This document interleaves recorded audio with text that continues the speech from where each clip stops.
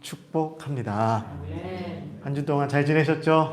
네, 저희도 어제 이사 잘 했습니다. 우리 여러분들이 도와주셔가지고 함께 같이 힘을 모아 아주 선을 이루었습니다. 선을 이루었습니다. 네. 어떠신가요? 집에 이렇게 와서 보니까. 네, 좋죠? 네. 네, 너무나도 좋은 집을 하나님 주셔가지고 참 따뜻하고 좋은 집. 그 또 햇빛이 되게 잘 들어오더라고요. 햇빛이 너무 잘 돌아서 너무 참 감사하게도 참 정말 모든 영광 하나님께 감사의 마음으로 정말 높이 올려드립니다. 지난주에 우리는 성경에서 말하는 야다, 안다라는 그의 깊은 의미를 한번 나눠보았습니다. 우리가 하나님을 안다는 것은 단순한 지식이 아니라 지식과 겸정과 경험이 하나로 결합되어진 인격적이고 실제적인, 인격적으로 우리가 하나님을 만나고 알 수 있고 또 실제적으로 하나님을 만나서 아는 것을 우리가 알미라고 배웠거든요. 그 지난주 설교의 결론이 이것이죠. 하나님께서는 머리로, 우리가 그냥 머리로 지식으로 그냥 하나님이십니다, 하나님 이런 분이십니다 이렇게 아는 것이 아니라 실제로 경험해서 알아가는 분이라는 것입니다. 우리는 이것을 통해 되게 중요한 결론을 얻었어요. 뭐요? 하나님은 실제로 아는 사람만이 살아있는 신앙을 가질 수 있다는 것입니다. 실제로 하나님을 경험해 봐야지만. 자, 저와 여러분이 하나님을 안다는 것은요, 우리가 그냥 머리로 지식으로 아는 것이 아니라 우리 삶으로, 경험으로, 우리가 마음으로 느끼고 삶 가운데서 하나님을 확신하는 것을 가지고, 그렇기 때문에 우리가 하나님을 안다라고 말할 수 있는 겁니다. 그리고 오늘은 지난주 설교에 이어서 그러면 두 번째로, 그러면 우리는 어떻게 실제적으로 하나님을 알 수 있을까요? 어떻게 우리가 실제적으로 하나님을 알 수 있을까요?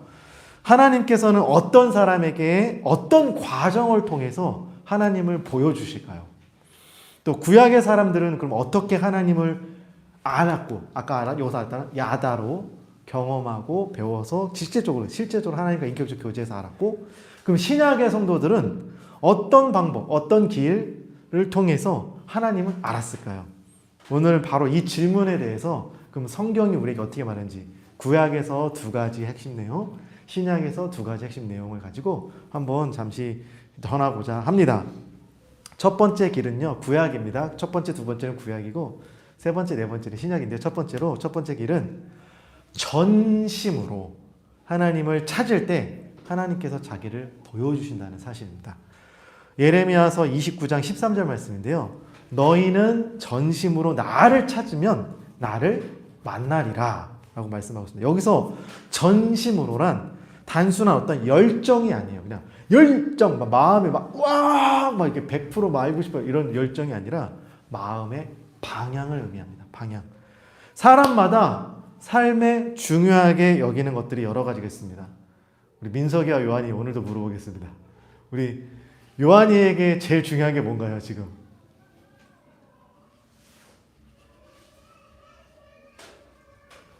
우리 민석이에게 제일 중요한 게 뭘까요? 핸드폰. 네. 우리 선우 청년, 이제 우리 어린이, 우리 중학생 말고 선우 청년의 입장에서 제일 중요한 게 뭘까요? 아니, 굳이 말 안 해도 됩니다. 오케이. 그럼 우리 가정을 이룬 우리 집사님들은 어떠십니까? 애기들. 좀 어느 정도 이제 연배가 돼서 이제 60의 나이가 넘으신 우리 권사님이나 우리 최경만 집사님 같은 경우는 어떤 게 그럼 삶에 제일 가장 중요하실까요? 아니, 물어보는 게 아니고요. 봐봐요. 이렇게 제가 뭘 말씀드리냐면, 어린 아이들과 청년의 때와 우리 좀 가정을 이룬 젊은 집사님들과 나이가 지났을 때의 중요함이 달라요. 나는 이때는 이게 중요하다고 생각하는데 시간이 지나면 이 중요함이 바뀌어요. 계속 바뀌어요. 그러면 저희의 입장에서 우리 민석이가 핸드폰이 제일 중요해요. 우리 요한이는 뭐 닌텐도 게임이 제일 중요하겠죠. 뭐 핸드폰 로블록스 게임이 중요하다고 할 수 있다면, 제가 입장에서 봤을 때 그게 별로 그렇게 너에게 중요한 게 아니야 라고 말할 수 있잖아요. 그걸 얘기하고 싶은 거예요. 사람마다 중요한 게 여러 가지 있어요. 그러나 내가 중요하게 여기는 것보다 하나님께서 먼저인 것, 이게 방향인 거예요. 이게 마음인 거예요. 하나님을 향한 갈망, 하나님을 알고 싶습니다라는 순수한 소원이 전심으로 하나님을 찾는 마음입니다. 하나님이 첫 번째라는 것이죠. 구약 성경에서 하나님을 경험한 사람들이 모두 이런 마음이었어요. 모세는 주님의 영광을 내게 보여주십시오라고 기도했습니다. 하나님께. 그때 모세의 마음이 단순히 그냥 하나님이 어떤 분이신가 호기심이 아니라 하나님을 정말로 더욱 알고 싶었어요. 모세는 이미 이전에 10가지 기적과 홍해바다를 가르는 기적, 만나와 메추라기는 놀라운 기적을 경험했기 때문에 하나님이 어떤 분인지 알아요. 근데 그게 아니라 나는 정말 하나님을 알고 싶어요. 이런 어떤 기적의 하나님이 아니라 정말 하나님의 그 근본적인 걸 알고 싶어요 라고 하나님을 더욱 알고 싶어 했고 하나님을 더 가까이 경험하고 싶어 했습니다. 하나님께서 이런 모세의 열망을 무시하지 않았어요. 여러분 제가 만약에 10가지 기적을 막 베풀었어 봐요. 그럼 저는 얼마나 와 이보다 더 뛰어난 건 없어 막 이랬을 텐데 그게 아니라 아니 그게 중요한 게 아니고 하나님 10가지 기적을 내가 하는 게 중요한 게 아니고 홍해바다를 가르는 게 중요한 게 아니라 나는 하나님이 알고 싶어요 라고 한 거예요. 하나님을 가까이 하고 싶어요 하는 거죠. 그래서 하나님께서 모세를 반석의 틈 사이에 세워두시고 그 앞으로 하나님의 영광이 지나가십니다. 그리고 그 영광이 얼마나 광렬하고 얼마나 강한지 산에서 내려온 모세 얼굴에서 빛이 났어요. 광채가 났어요. 그러니까 이스라엘 백성이 모세를 보고선 두려워서 도망갔어요. 그러면서 제발 그 얼굴을 가려달라고 부탁합니다. 그래서 모세가 얼굴을 가려요. 천으로 다 가려요. 눈만 딱 내놓고. 사람들이 너무 무서워하니까 빛나는 모습을 보고. 모세는 간절히 하나님을 갈망했고 하나님께서 자신을 갈망하는 그 간절한 갈망에 응답하셔서 하나님의 영광을 보여주셨습니다. 이어서 다윗은 또 이렇게 고백합니다. 하나님이여 사슴이 시냇물을 찾기에 갈급한 같이 내 영혼이 주님을 찾기에 갈급합니다. 다윗은 하나님을 멀리 계신 분으로 생각하지 않았어요. 필요할 때만 잠시 와서 나를 도와주시는 분으로 생각하지 않았어요. 그는 하나님 없이 나는 살 수 없습니다. 그런 사람처럼 목마른 사슴처럼 하나님을 찾았다는 겁니다. 그래서 다윗은 하나님을 그저 성전에서만 경험한 것이 아니라 자기의 삶 전체에서 경험했습니다. 근데 이 전체가요, 내가 잘했을 때만 하나님을 경험한 게 아니에요. 잘못했을 때도 하나님을 경험한 겁니다. 골리앗 앞에 돌멩이 하나 들고 섰을 때에도 자신을 죽이려고 하는 사울의 왕과 그 군대를 피해 광야에서 도망칠 때에도 또 자신의 죄, 밧세바를 취했던 사건들, 또 다양한 다른 사건들로 인해서 죄로 인해 자기가 쓰러졌음에도 불구하고 또 하나님이 나와 함께 하신다는 거, 그 나를 지켜보고 계시는, 나와 가까이 있다는 걸 알았어요. 원수 앞에 섰을 때 다윗은 어떠한 상황이든지, 좋을 때든지 평안할 때든지 나쁠 때든지 그냥 어떤 상황에 상관없이 하나님께서 항상 자기와 함께하고 계신다는 것, 동행하고 계신다는 것을 고백했습니다. 하나님께서는 다윗처럼 자신을 갈급하게 찾는 사람에게 내가 너와 함께하겠다라고 말씀하셨습니다. 하나님께서는 특별한 재능, 어떤 능력을 갖고 있는 사람이 아니라 그런 사람들에게 나타나시는 것이 아니더라고요. 더 많은 배운 지식, 학식이 높은 사람에게 나타나는 것이 아닙니다.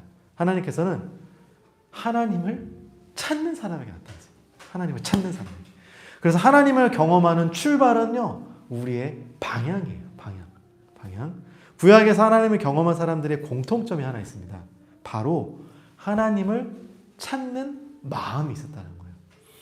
하나님을 향한 갈망이 있는 사람은요, 반드시 하나님을 만납니다. 두 번째, 구약에서 가르쳐주는 두 번째 길은 순종을 통해 하나님을 알게 된다는 것입니다. 순종은 하나님을 경험하는 아주 강력한 통로입니다. 성경의 인물들 중에는요, 순종 속에서 하나님을 경험한 것을 실제로, 그래서 하나님을 만난 이야기들이 많이 있습니다. 출애굽을 통해서 홍해바다 앞에 섰던 이스라엘 백성들이 오랜 시간을 이제 걸어왔잖아요. 여러분, 그때 당시 무슨 자동차가 있었겠어요? 비행기가 있었겠어요? 그냥 걸어서 이동하는 거예요. 걸어서. 양떼, 소떼, 애들 다 데리고. 우리 오늘 올 때도 우리 이나, 티아, 또 라온이, 가온이, 그 다음에 은호 이렇게 데리고 올 때 힘들지 않으셨어요? 여기 잠깐 오는 것도? 근데 여러분, 광야길을 운전서 이렇게 애들을 데리고 간다고 생각합시고, 또 어르신, 어머니, 노이 드신 분들, 뭐 할아버님들, 뭐 이런 분들도 같이 모시고 간다고 생각하면 쉽지 않겠죠? 힘들었어요. 힘들게 걸어와서 홍해 앞에 섰어요. 바다 앞에 섰어요. 그래서 아주 쉬다가 이제 어떻게 가야 되냐, 어떻게 넘어가야 되냐, 배도 없는데 이 많은 사람 어떻게 넘어가야 막 고민하고 있을 때 뒤에서 애국 군대가 우리를 다 죽이겠다고 쫓아온 거예요. 전차를 끌고 모든 군대가 다 쫓아온 거예요. 원망을 하는 거죠. 아니 애굽에 매장지가 없어가지고 우리를 지금 다 데리고 와서 이 홍해 바다 앞에서 우리 다 죽이려고 그런 거냐 막 원망할 때 하나님 앞에 홍해 앞에 선 모세가 이렇게 기도했습니다. 그때 하나님 주신 명령은 단순했어요. 지팡이를 들고 바다 위에 손을 내밀어라. 모세가 이게 이해가 안 됐어요. 아니 지팡이를 들고 지금 뒤에는 군대가 쫓아오고 있고 백성들은 어떻게 하냐고 나 살려달라고 고민하고 있는데 지팡이를 들고 바다에 이렇게 손을 내밀래요. 그 명령은 홍해 앞에 서 있는 상황에선 절대 합리적이지 않는 명령이에요. 납득할 수 없는 명령이에요. 이해되지 않은 말씀이지만 모세는 순종합니다. 하나님 말씀 그렇게 하라고 하니까 순종합니다. 그 순간 바람이 불어오기 시작했고요. 바다가 그러면서 갈라지기 시작했습니다. 길이 나기 시작했고요. 또 이스라엘 백성은 마른 땅을 걸어서 땅을 걷듯이 바다에 땅을 걸어가듯이 홍해 바다를 건너는 동안 뒤에서 쫓아온 애국 군대는 불기둥을 통해 산에 막아주시죠. 못 들어오게. 그래서 바다를 충분히 걸을 수 있는 시간을 주시고 그들이 다 걸어가게 됩니다. 순종이 기적의 문을 열었던 것이죠. 다니엘은 나라가 멸망당하고 포로로 끌려왔습니다. 거기서 권력자들의 시기와 음모에 휘말렸습니다. 권력자들이요 다니엘을 제거하기 위해서 왕 외에 어떤 신에게도 기도하면 사자굴에 던져진다라는 법령을 만들었어요. 이런 거 마찬가지입니다. 만약에 제가 지금 독일에 우리가 와서 살잖아요. 정치권에 되게 높은 자리에 있는 거예요. 그럼 다른 사람들이 시기하는 거죠. 쟤는 우리나라 사람도 아니면서 왜 이렇게 높은 위치에 있어? 근데 이때 당시에 더 심했다는 거죠. 지금은 되게 평등하다고 생각하는데도 불구하고 이런 어떻게 보면 차별이 있을 수 있는데 그때 당시엔 더 했습니다. 다니엘은 이것이 왜 생겨났고 누구를 향한 것인지 알았어요. 왜? 왕 외에 어떤 신에게도 절하면 사자굴에 던져진다. 이게 누구를 향한 건지 알았어요. 왜 생겨났는지 알았어요. 그런데도 성경은 이렇게 얘기하고 있습니다. 전에 하던 대로 3번 하나님께 무릎 꿇고 기도했다. 다니엘은 하나님을 떠나는 편한 길 대신 하나님께 순종하는 좁은 길을 선택했어요. 알았어요. 요 기간 동안 하나님 사자굴에 들어 날 죽인대요. 하나님 요때까지 내가 멈출 수 있잖아요. 이게 타협하는 것이 아니라 하던 대로 왕의 명령이 있는데도 불구하고 하던 대로 했다는 겁니다. 다니엘은 그래서 체포되었고요. 결국 사자굴에 던져졌습니다. 그는 인간의 힘으로 도저히 빠져나올 수 없는 완벽하게 막힌 상황에 놓였죠. 그러나 바로 그때 하나님께서 역사하시는 자리가 열리기 시작했습니다. 하나님께서는 바로 천사를 보내셔가지고 밤새도록 사자들의 입을 막으셨다라고 성경에 나오죠. 그리고 이 사건을 통해 다니엘이 말로만 듣던 하나님에게나 말로만 듣던 하나님이 아니라 자신을 실제로 구원하시는 하나님으로 자기 눈으로 경험하게 됩니다. 사자굴에서. 그래서 순종은 하나님을 살아계신 하나님으로 만나게 해준 길이 되었습니다. 다니엘의 세 친구 역시 순종을 통해 경험한 대표적인 인물들이죠. 느부갓네살 왕이 금신상을 만들어 놓고 금신상에 모두 절해라. 절하지 않으면 용광로 속 풀무에 넣어서 다 죽였다. 그랬는데 다니엘의 세 친구가 말하죠. 우리는 왕의 신에게 절하지 않겠습니다. 설령 우리가 불에 던져진다 할지라도 하나님께서 우리를 건져주실 것입니다. 그렇게 아니한다 할지라도 하나님께서 우리를 불 가운데서 구원해 주지 않는다 할지라도 우리는 절하지 않겠습니다. 이들의 순종은요, 생명을 건 순종이었어요. 이 말을 들은 왕이 자기에게 굴복하지 않은 이 3명에게 열이 받아가지고 감히 내 권력에 너희들이 대항해? 막 그러면서 이걸 유망하지 않다라 그러면서 7배나 더 뜨겁게 풀물을 준비했습니다. 그리고 세 친구를 그 불에 던져 넣었죠. 그러나 바로 이 지점에서 놀라운 역사가 또 일어납니다. 왕이 깜짝 놀랐어요. 불 속에 3사람을 넣었는데 왜 4사람이 걸어 다니고 있느냐? 4번째 사람은 신의 아들과 같도다. 불 가운데 그들과 함께 하신 분을 계심을 보았다는 거죠. 그들은 다니엘의 세 친구만 본 것이 아니라 그것을 봤던 모든 사람이 다 그걸 보게 되었습니다. 하나님께서 그들과 함께하고 계신 것이죠. 그리고 그들은 머리털 하나 상하지 않고 그곳에서 걸어 나옵니다. 몸에는 불의 탄 냄새도 없었죠. 세 친구의 순종이 불 속에서도 하나님을 경험하게 한 겁니다. 구약에 기록된 이 인물들의 공통점이 뭘까요? 이해되지 않아도 순종했고요. 죽음 앞에서도 하나님께 순종했다라는 사실입니다. 그리고 그들은 모두 그 자리에서 하나님의 영광, 하나님의 능력, 하나님의 인재를 눈으로 보고 경험했다는 것이죠. 순종은요, 여러분 그냥 규칙이 아니에요. 덕목이 아니에요. 순종은 하나님을 경험하는 자리입니다. 여러분 이 사실을 꼭 기억하셨으면 좋겠어요. 그래서 하나님을 경험하고자 한다면 순종 없이는 하나님을 체험할 수가 없습니다. 이 구약이 가르쳐주는 두 가지 방법입니다. 이어서 그럼 신약 성경에서는 우리가 어떻게 하나님을 알 수 있는지 가르쳐주는지 한번 살펴보겠습니다. 요한복음 14장 6절에서 9절에 보면요, 예수님께서 제자들에게 매우 놀라운 말씀을 해주십니다. 나를 본 자는 아버지 하나님을 보았느니라. 이 장면은요, 예수님께서 십자가를 지시기 전날 밤 제자들과 마지막으로 깊은 대화를 나눌 때에 발생한 사건입니다. 예수님의 제자 중에 빌립이요, 예수님 하나님을 좀 한번 보여주십시오. 그러면 제가 정말로 하나님을 잘 믿을 수 있을 것 같습니다. 잘 믿겠습니다. 하나님을 한 번만 보고 싶다 라고 요청합니다. 빌립의 이런 요청은요, 우리 인간적인 갈망을 드러내는 거예요. 우리 인간의 보편적 모습을 보여줘요. 우리가 눈으로 하나님을 보면, 우리가 하나님을 보고 싶다는 마음은요, 사람들이 다 공통적으로 갖고 있는 기도입니다. 바람이죠. 내 눈으로 본 것처럼 확실한 게 없잖아요.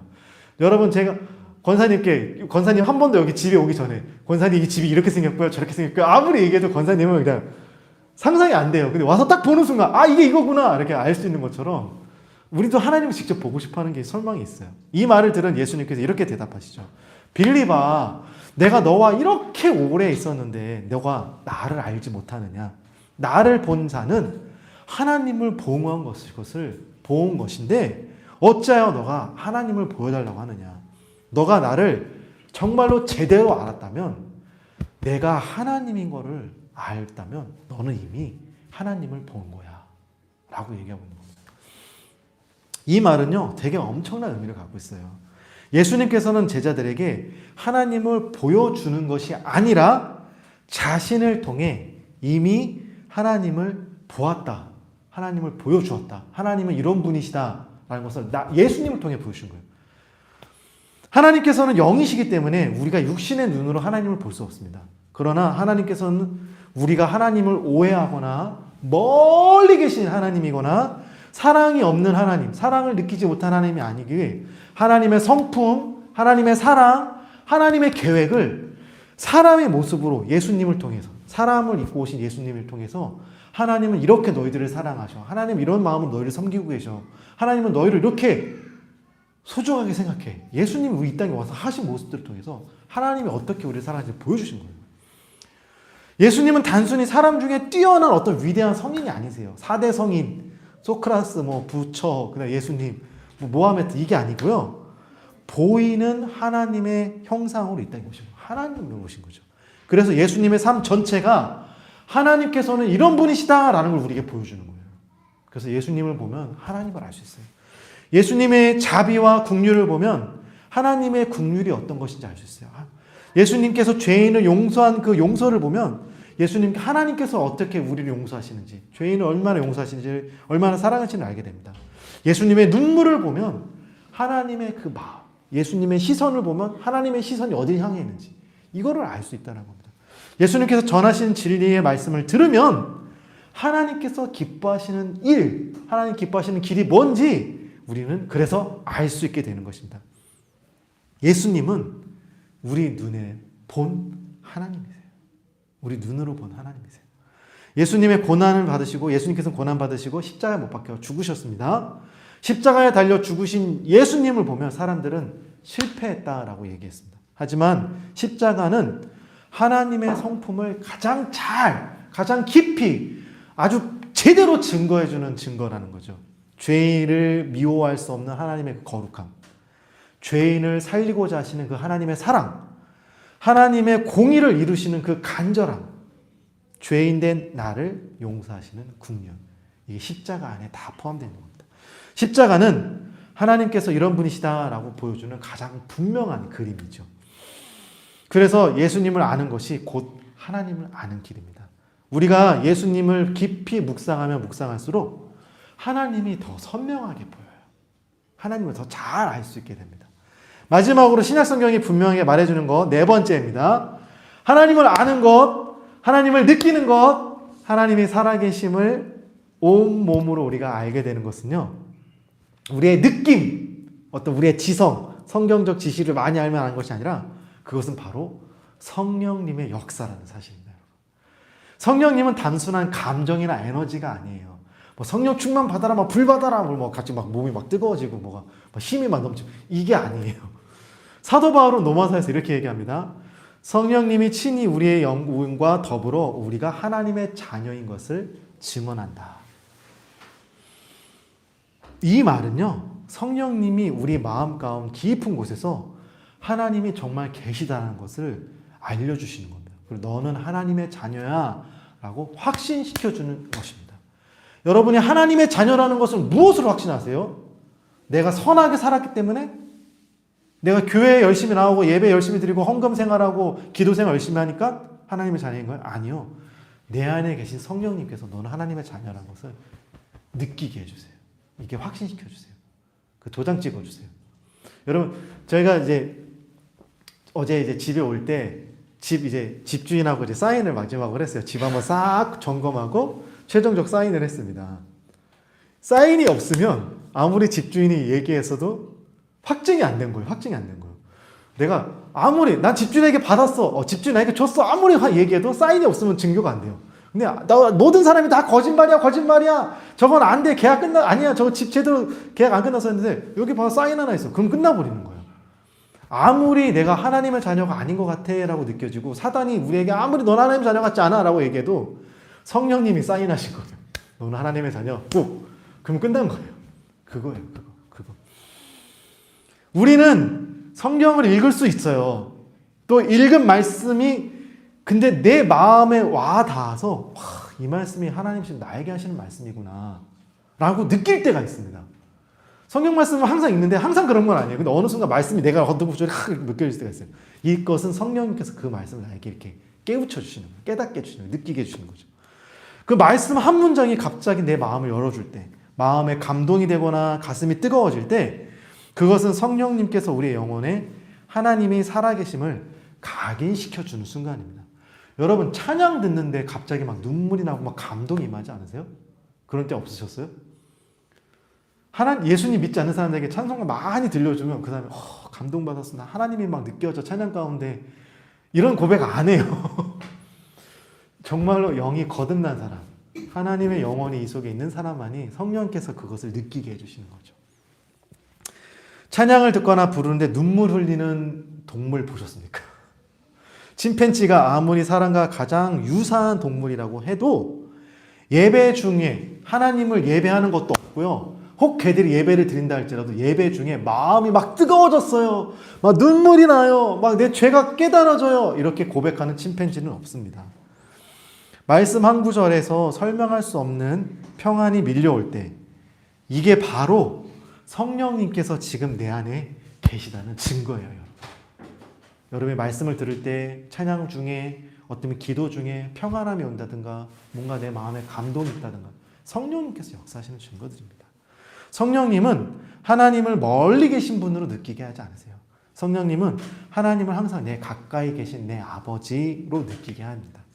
성령님은 우리의 마음속 가장 깊은 곳에서 하나님의 사랑을 그래서 확증해 주시는 분이에요. 너는 하나님의 자녀야. 하나님은 지금도 너를 붙잡고 계셔. 하나님께서 지금 나와 함께 하시고 내 인생을 지켜주신다, 인도해 주고 계신다 라는 이 확신은요, 논리가 아니에요. 어떤 많은 성경 지식, 오래 시간 믿으면 어떤 논리로 만들어지는 것이 아니에요. 이거는 그걸로 만들어지는 게 아니에요. 이 확신들은 성령님께서 나에게 주시는 거예요. 근거가 없어요. 근거가 없는데 내 안에 확신이 있어요. 내가 뭔가를 잘했기 때문에 이런 근거를 가지고 성령님께서 나와 함께 하시겠지, 하나님께 나를 도와주시겠지, 이게 아니에요. 그냥 하나님이 나를 그냥 하고 있어. 성령이 나에게 확신 주시는 거예요. 그것이 바로 하나님을 실제로 아는 자리입니다. 성령님 없이 머리로만 하나님을 아는 것은요, 그래서 성경 지식이에요. 머리로만 하나님을 아는 것을 이 마음으로, 삶으로 알게 하는 것이 바꾸시는 분이 바로 성령님이십니다. 그래서 성령님은 말씀을 깨닫게 해주시고요. 성령님은 하나님의 사랑을 느끼게 해주시고 성령님은 예배 중에 하나님의 임재를 경험하게 해주십니다. 성령님은 그래서 하나님께서 실제로 살아계신 분임을 확증하게 돼요. 그러니까 저도 그래요. 제가 이렇게 삶 가운데 이렇게 있다가 하나님이 살아계심을 막 느껴질 때가 있어요. 이거 어떻게 표현이 안 돼요. 이건 성령께서 느끼게 계시니까 이걸 그냥 말로 하나님이 살아계셔요. 이번 주 이런 느낌, 이런 경험이 있었어요. 이렇게 그냥 단순하게 전하지만 이게 다 전달됐잖아요. 근데 여러분, 저에게 역사하신 성령님이나 여러분에게 역사하신 성령님이나 동일하세요. 그럼 어느 순간 내가 그때 느꼈던 걸 여러분도 동일하게 느끼게 해주세요. 감정을 공유하게 해주세요. 그건 성령이 역사하신 거예요. 성령이 역사하신 거예요. 즉 우리는 성령님 없는 지식으로 하나님을 알지는 몰라도 하나님을 경험할 수는 없어요. 성령님 없이는 지식으로 하나님을 알 수는 있어도 하나님을 경험할 수 없습니다. 그래서 성령님은 나에게 하나님을 실제적으로 느끼게 해주시는 분입니다. 사랑하는 우리 성도님들, 마지막 마무리 하겠습니다.